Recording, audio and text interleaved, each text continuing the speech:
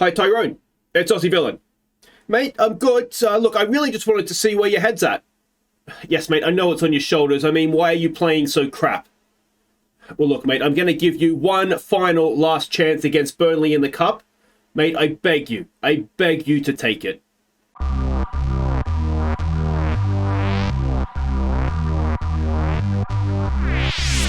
Hi guys, I'm Aussie Villain and welcome back to Aston Villa on the FM23 beta, and today we have a big game against Burnley, top of the championship, Burnley in the FA Cup, a place in the quarterfinals on the line there, and then we host Spurs in the league and look to continue what is becoming a realistic, if not unlikely, push for a Champions League finish. Now, we started in the medical centre, never a good place to start, and that is because we have a small injury crisis going on. Philip Coutinho is missing up to a month.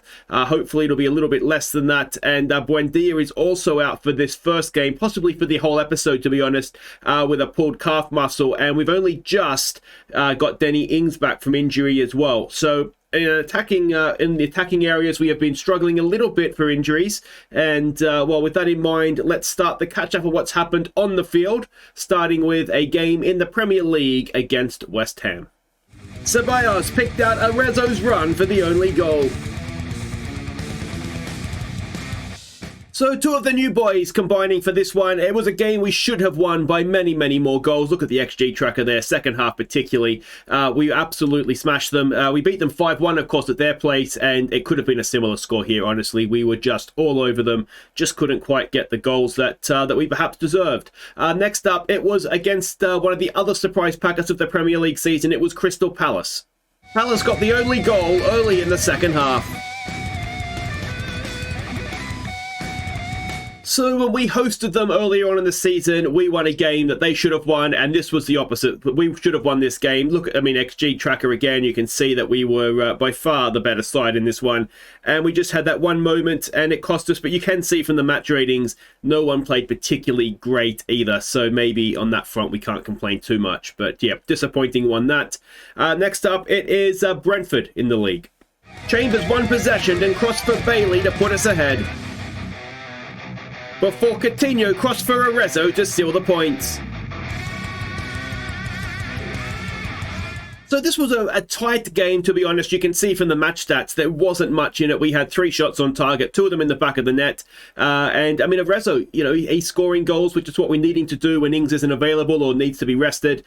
And yeah, we, as I say, just about shaded a game here that was could easily have been a draw, to be honest. Our final game to catch you up on was against Bournemouth in the Premier League.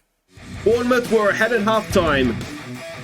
Bailey found Watkins to hit Bournemouth on the break to draw level, before Desmotov found Cole Palmer to put us in front.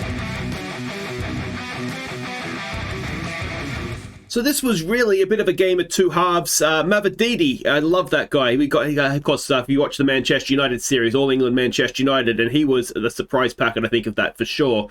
But yeah, we were poor in the first half, and second half we were much, much better. And in the end, I'd say we just about deserved it. XG would sort of back that up. But yeah, Bournemouth were decent, especially in that first half. So yeah, a good win on the road, though. And I mean, XG actually says that they shaded it, but yeah, I don't know. I'm biased, aren't I? So let's have a look and see what that does to the table. And we can see we are still sitting inside that top 4. We are third right now. We've a point ahead of Manchester United, 2 points ahead of Arsenal. We have a game in hand on Manchester United, though. So that is obviously a good thing. And when we face Spurs, who are down there in 10th, it's a massive game for them because they need to try and get themselves back up into European contention. And, well, we want to try and stay in that top 4 if we at all can. But first up, it is the FA Cup against Burnley. Now, they are top of the championship, so it's not going to be an easy game by any stretch, and this is what we're doing. We're expecting a 4-2-3-1 formation from them, and the team that we're sending out, I don't want to say it's not first choice, but it's probably not first choice. It's Martinez in goal, Augustinsson, Mings, his final chance, Konsa and Chambers as the back 4, Dendoncker and Luiz go in midfield. It's Watkins, Ramsey and Cole Palmer. It's going to be Archer going up top. He hasn't had much of a chance this season yet. Arezzo is a little bit hit and miss, and we've got to keep Ings fresh for the Spurs game. So we're going to give Archer a go up front. All right, so we can see the team sheets there. Now, a couple of Villa old boys here with Westwood, who I always rated at Villa, and Matt Lowton as well, and we'll always have that goal at Stoke. But yeah, it's a decent side for the Championship. We actually had Gaston Ramirez on trial during the pre-season, and obviously we didn't end up signing him. We're on a good run. Let's keep that going, shall we? Let's stick to the game plan and we'll be fine here. We'll pump our fists. We will get out there and hopefully... Cameron, if you want to score some goals, mate. All right, and here we go. I mean, it's maybe a little bit... I sort of tossed and turned I just paused at the wrong point there, didn't I? Tossed and turned a little bit as to what team to go with. Do we put out our strongest team against Burnley, or do we put out our strongest team against Spurs? Now, in what might only be a one-season series... You could argue going for the FA Cup was maybe the smarter thing to do and put out the stronger side for this one. Yeah, maybe I've just been brainwashed. Good tackle from, was that Chambers or Conser there? But it's not gone very far. Mings managed to not hurt anybody or score an own goal, so that's progress. So yeah, maybe we should have gone for the FA Cup more. But my logic was that this team should be good enough. So...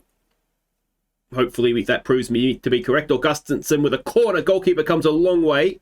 And it's half cleared. Mings does his best there. Wins it back. Keeps possession for us. Now, I know there's a lot of you that say that Mings shouldn't be playing as a ball-playing centre-back. I'm persisting with him because he should be able... Oh, there's a good ball for Watkins. Watkins across for Cameron Archer. And he's got himself a goal. Well done. The Villa youngster. He's looked so good in real life. I haven't given him a chance at all here, but he has taken his chance beautifully there. It's like a young Danny Ings. Watkins to Archer. Goalkeeper may be guilty of anticipating the shot a little bit too much. And we've gone in front. Midway, let's say, through the first half. So 1-0 it is. And if we can defend properly, which is a massive question with Tyrone Mings at the back. But there we go. 1-0 it is. We will tell them not to get complacent here, please. And everybody's more or less reacted to that.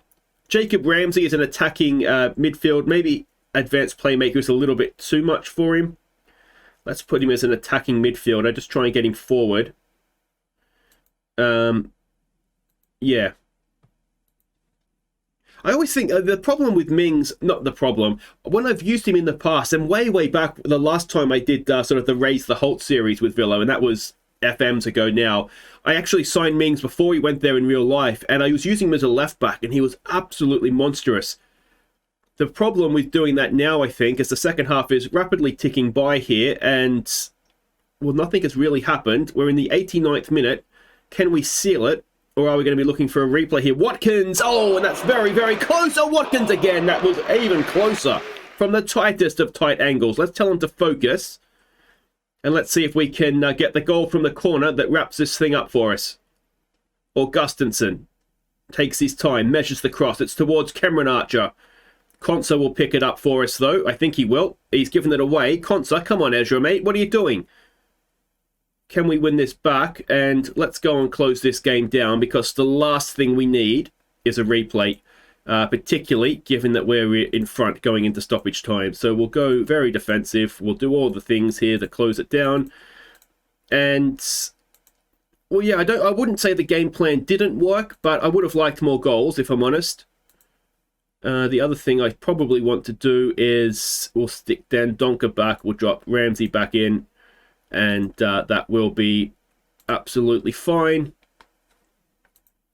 And yeah, is Cameron Archer's goal going to prove to be the difference here? It is. So there we go. We're through to the next round. Not completely convincing, but considering it was more or less a second string side, yeah, that's a good win. So Villa win the FA Cup 5th round, so it will be a quarter-final, and we'll have a look at who we get. The draw for that should be coming up before the next game.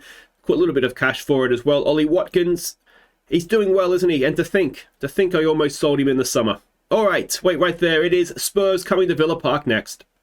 Okay, welcome back. We are getting ready to host Spurs. We have our FA Cup quarter-final draw away to Leicester. So not the easiest, that is for sure. But, well, if we're good enough, we'll get to Wembley, won't we? That is for sure. Now let's have a look and see what we're doing here against Tottenham. We're expecting a 3-4-3, I guess, from them. And this, I'm looking at the way that they've got their front three set up, and I'm already contemplating changing things for us. This is the team we're sending out. So it's Martinez in goal, Digna, Quarta, Diego Carlos, and Pedersen as the back four. Kamara, McGinn, and Ceballos as midfield. I'm thinking, though, maybe we drop Kamara in and try and restrict their front three with space. I'll have to have a think about that. But Despotov and Bailey will be the width. Ings will go up front. And let's hope we can get the results here. I'm just going to have a think off camera here. All right, so we can see the team sheets there. I did end up going with Kamara as a deeper midfielder. I just think we'll play it safe, you know, to start with, and if we need to attack more, then we can. It's a good, fairly good-looking Tottenham side. I wonder if this can't be any relation to Theo, is it? Because Theo would be too young to have a kid that can play football, wouldn't he? How old's Theo Walcott now? He's probably older than I realised. All right, what do we say to this? Let's go and put on a show. I never really like that. Let's play without pressure on us today. And yeah, I mean, it is a big game in the league. You know, if we can beat Spurs at home, then that's well, that's a big 3 points in our top four chase. You know, as Thomas Tuchel's taken over as manager, I didn't change marking assignments, did I, for the wingbacks? But yeah, since Thomas Tuchel has come in, they have improved their form, as you would expect. With a new manager, so they're taking points off a lot of teams. So if we can get all three, then obviously that will benefit us going forward. Ceballos wins possession back. Bailey now with the ball forward for Danny Ings. Danny Ings, that's horrible, Danny. Come on, mate. Come on, let's settle down, please. Yeah, the other thing we're trying to do is we're sort of trying to force them wide, and we're stopping crosses. So hopefully that'll sort of choke out any chance they have of sort of playing football, I'm assuming the way that they're going to want to. McGinn's got a little bit of space there, but it's closed down quickly. He's done well to find Leon Bailey, who's quick. Leon Bailey can't find the finish. Let's give it a focus. We're doing well. Dignut with a throw now to Bailey. Bailey goes back to Quarta. Dignut.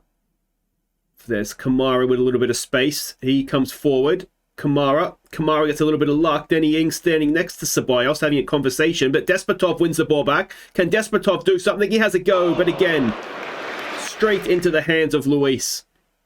Or Loris, isn't it? In goal. It's not like he's not been around for 20 years. You'd think I know how to say his name by now. All right, let's encourage them again. Come on, guys. 0-0 at the break, but it does feel like a game that we certainly had the better chances in, didn't we?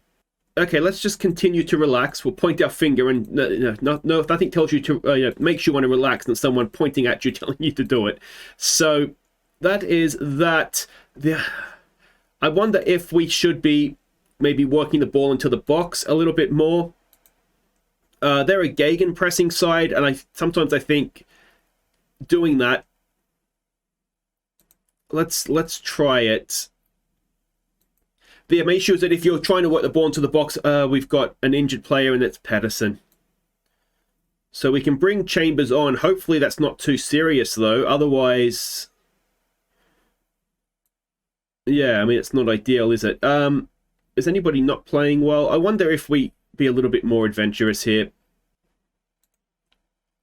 So we will do that. Chambers pushing forward. Obviously, he's not going to be as good at that as Pedersen, but he's still a decent enough right back. Let's try a demand more. And, well, it's not been an episode for the highlights. This may actually be the shortest episode of the series at this rate. Now, what we don't want to do is give up a goal late. Chambers has got possession back for us. McGinn's in support. Thank God Tyrone Mings isn't on the field. He would definitely have given the ball away there, but Despotov's done it for him, and it's over the top.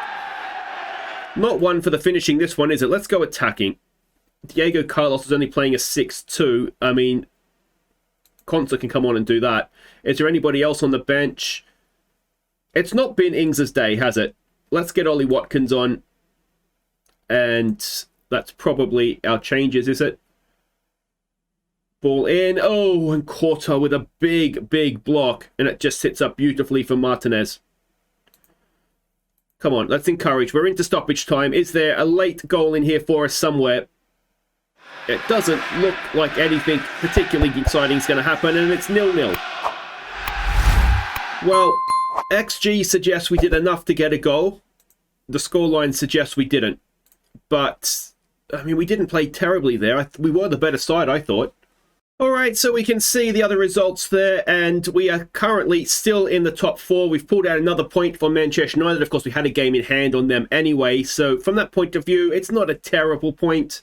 Now, we've got to worry about the Pedersen injury. Of course, you always want to win the home games, don't you? That is the issue. Under-18s have lost in the Youth Cup 5 to 6 weeks for Pedersen, so that's not ideal, and does it leave us a little bit short at right back even? We know that Callum Chambers can play there. That's not a problem. We don't have too many fixtures, I suppose, so maybe we'll get away with it.